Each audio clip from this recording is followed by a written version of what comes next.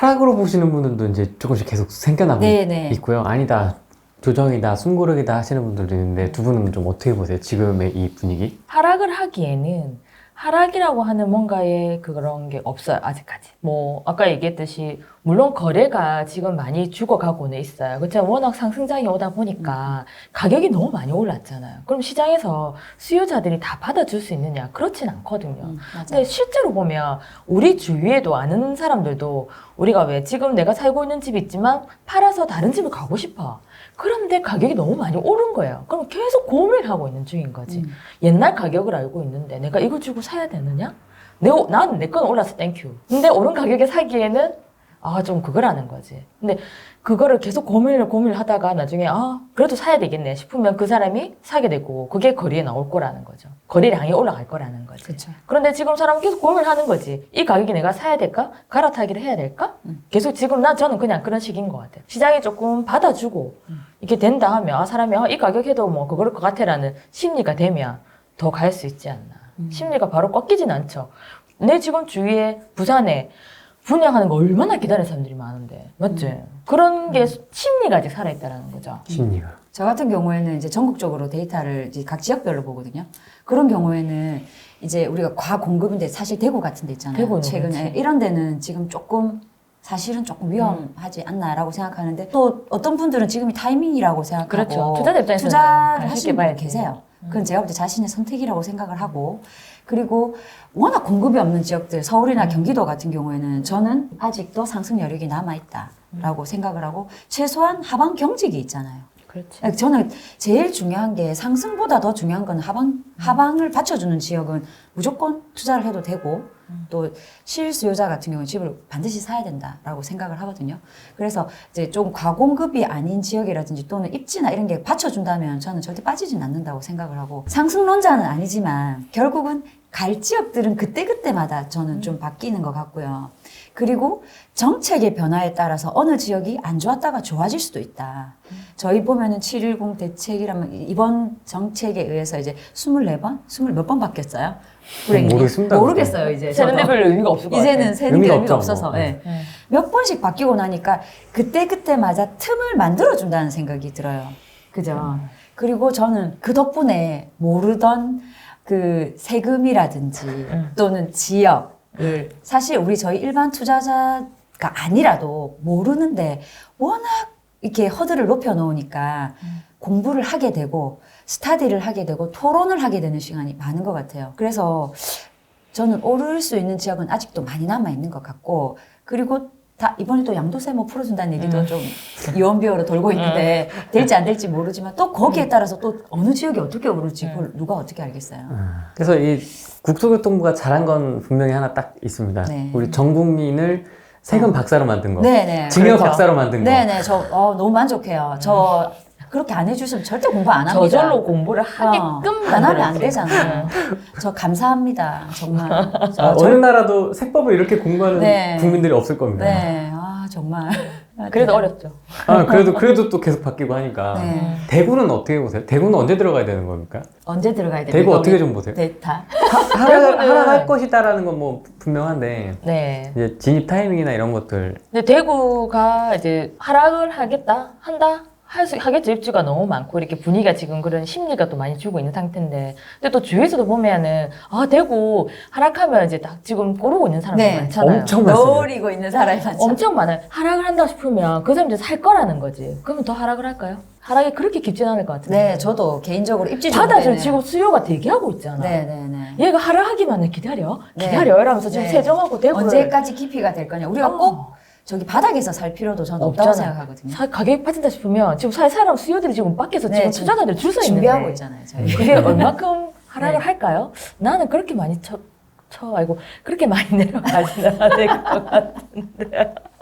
그래서, 맞아요. 그렇지 않을까? 저는 대구 중에서도 또 입지 좋은 곳들이 있잖아요. 그렇지. 네, 그거는 요즘에 워낙 이제 우리 일반 실수요자분들도 저희 1주택이면 투자자인 거 아시잖아요. 그죠? 근데 실수요자분들도 이게 학습 많이 되어 많이 있고 됐죠. 지금 저희 이렇게 우리 후랭이 TV나 저희 부동산 지인처럼 유튜버가 굉장히 많기 때문에 지식이 알죠. 굉장히 이제 온 국민이 거의 이제 투자자인 상황이라서 그렇지. 많이 알고 있는 곳이라서 이제 입지가 좋은 곳은 저는 무조건 하방 경직이 있고 첫 번째로 두 번째는 상승 여력을 아직 가지고 있고 지금 그렇지. 엄청 싸요.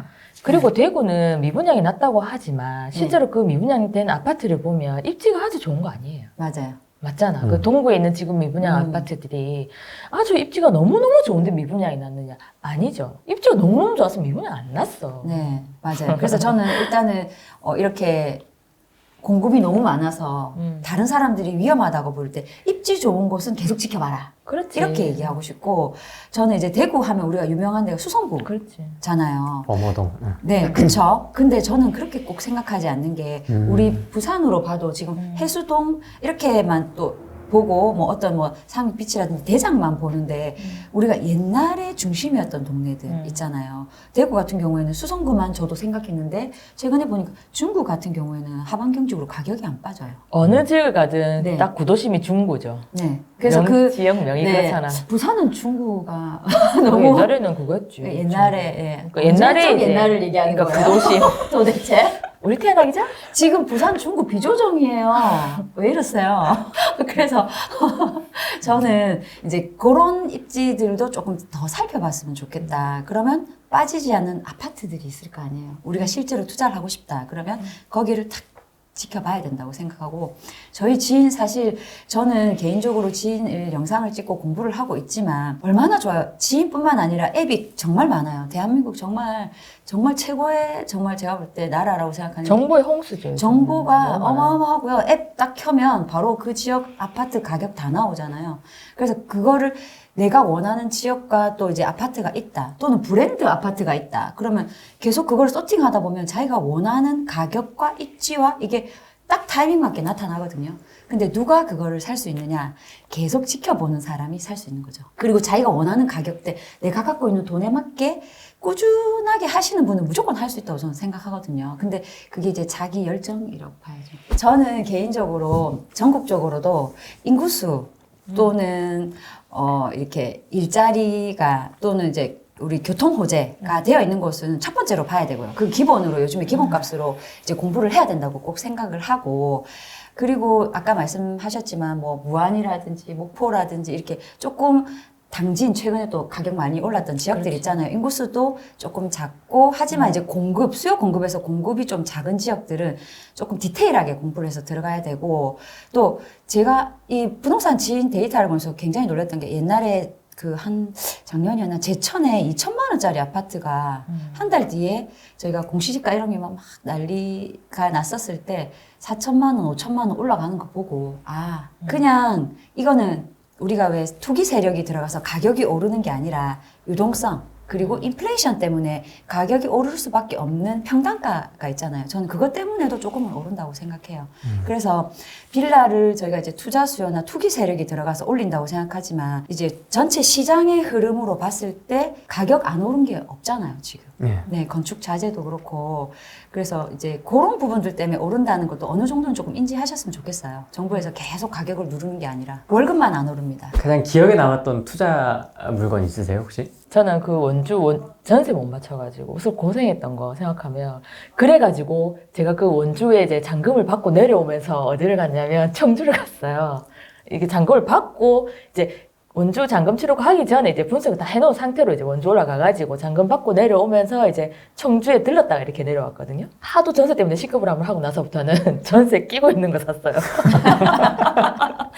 근데 거기도 청주에 물이 확 들어와가지고 매물이 이렇게 거리가 몇 개 됐더라고요. 그래가지고 전세 맞춰 자신이 없는 거예요. 아니면 잔금을 치고 전세를 맞춰야 되니까 이제 그 스트레스가 저 너무 크더라고요. 내가 또 일을 하고 있잖아. 계속 그게 부동산에서 자주 왔다 갔다 할 수도 없고 또 거기 소장님이랑 계속 컨택을 할 수가 없는 거예요. 그래가지고 그냥 전세 낀 거 주세요. 그래가지고 1년이 남아있는 거예요. 괜찮잖아. 차라리 1년 지나면 5% 올리면 되니까. 맞잖아요. 그냥 그 2천만 원 없다 생각하고 5% 나중에 2천만 원 받으면 되니까. 저는 그렇게 생각을 해서 전세 낀 거 사고 이분이 이제 갱신했거든요. 갱신 청구 들어와가지고 5% 올리고 고맙게 또 그분이 5월달에 이사를 나가셔야 되는데 그러면 이제 전세 가격이 지금 내가 매매한 가격보다 4억에 내가 샀는데 지금 전세는 4억, 4억 2천 나오니까 그럼 이제 자본금 회수하게 되는 거죠. 맞아요. 그러면 걔가 뭐 얼마가 가든 저는 그런 것 같아요. 상승장이 계속할 수 없잖아요. 떨어질 때가 올 거라는 거지. 내가 그 시기를 잘 타면 되지만 또 안 맞을 수도 있다라는 거지. 세입자가 어떻게 되느냐에 따라서. 그러면 괜찮아요. 왜? 나는 투자금은 회수했으니 얘가 조금 더 오르든 조금 더 내려가든 아주 중요하진 않는다라는 거죠. 그 기간을 버틸 수 있다라는 거지. 저는 그냥 그렇게 세팅되는 게 좋더라고. 저희 최근 거 얘기할까요? 어디? 어, 저기 네. 바닷가? 네, 저희 최근에 에피소드인데 지금 현재 일어났는데 해결이 다 됐어요. 오늘 해결됐습니다. 오늘 해결됐습니다. 사실 오늘 제가 마지막 돈 들어왔는데 오늘 아침 아까도 계속 인터뷰한 후 저는 계속 문자로 돈 들어오는 거 확인하고 이렇게 한 물건이거든요. 근데 저희가 이번 일을 있으면서 방법이 다 있다는 걸 깨달았잖아요. 그렇죠. 저희가 원래 잔금을 지난달 22일 날 잔금 날이어서 제가 받는 날이었어요. 그래서 이 돈을 가지고 다른 데 이제 잔금을 쳐야 되는 거예요. 그렇지. 근데 이분이 잔금이 없다. 못 주겠다. 이렇게 배째라 이렇게 하시는 거예요. 그래서 이거 어떡하지?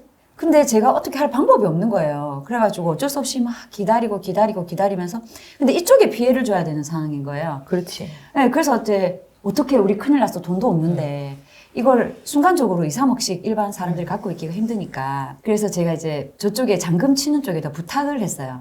저희가 지금 이러이러한 사정으로 이쪽에서 돈을 못 받아서 잔금을 못 치게 된다. 그래서 이렇게 좀 사정을 좀 봐주셨으면 좋겠다. 이게 원래 사실은 저희가 이번에 새로 산 집이 원래 하고 싶었던 거는 인테리어 공사를 하고 매도인의 협조하에 공사를 하고 전세를 내서 잔금을 치고 싶었는데 원래 매도인분이 노 하셨거든요. 이제 거절하셔서 할 수 없이 저희는 돈을 다 잔금을 치고 공사를 해야 되는 상황이었는데 상황이 이렇게 된 거예요. 어떻게 해요? 부탁을 해야죠.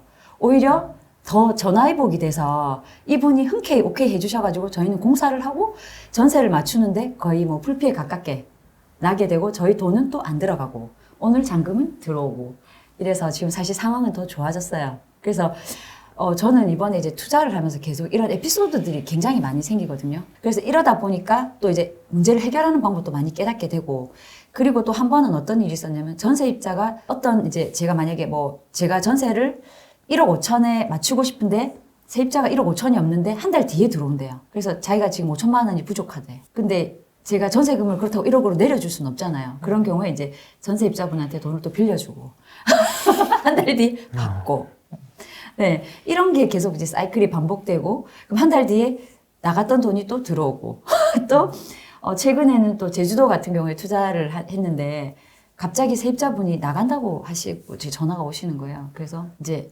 어떡하지? 이렇게 생각했는데 제주도 최근에 어떻게 됐죠? 거래량이? 확 올랐죠. 전세 가격도 확 올라갔잖아요. 그러면서 이 세입자가 나가주심으로써 저는 돈이 다시 들어오는 네, 사이클이 되는 거예요. 그래서 이게 생각보다 그 당시에는 되게 힘든데 그게 한 달, 두 달, 세 달 조금만 인내심만 가지면 이게 돈다는 생각이 좀 드는 거예요. 네, 그러다 보니까 저는 이런 거를 좀 많이 말씀드리고 싶어요. 이게 지금 당장 좀 시장이 멈춰 있고 힘들더라도 이런 게 있으니까 그냥 꾸준히 조금 참고 이렇게 투자를 계속 하셨으면 좋겠다 이렇게 생각을 하죠.